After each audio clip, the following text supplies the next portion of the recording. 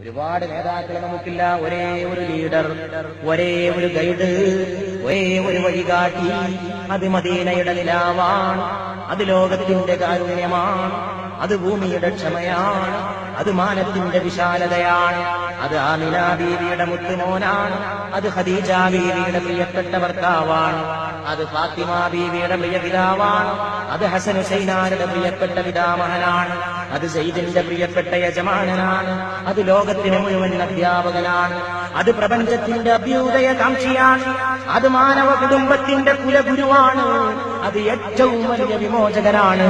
ഏറ്റവും വലിയ വിപ്ലവകാരിയാണ്, ഏറ്റവും വലിയ രാജപാത മനുഷ്യ സമുദായത്തിന് കാട്ടിക്കൊടുത്തവരാണ്, പാപികളുടെ രക്ഷകനാണ്, പാവപ്പെട്ടവന്റെ കാവൽക്കാരനാണ്, സ്ത്രീവർഗത്തിന്റെ വിമോചകനാണ്, തൊഴിലാളി വർഗത്തിന്റെ ഉത്ഥാനനായകനാണ്, പ്രപഞ്ചത്തിന്റെ അനുഗ്രഹമാണ്, പൂക്കളുടെ സുഗന്ധമാണ്, മുല്ലപ്പൂവിന്റെ മണമാണ്, റോസിന്റെ സുഗന്ധമാണ്, മറ്റു വല്ല പൂക്കളും ഉണ്ടെങ്കിൽ എല്ലാ പൂക്കളുടെയും നിറവും മണവും കൂട്ടിച്ചേർത്ത് വെച്ച മുഹമ്മദാണ്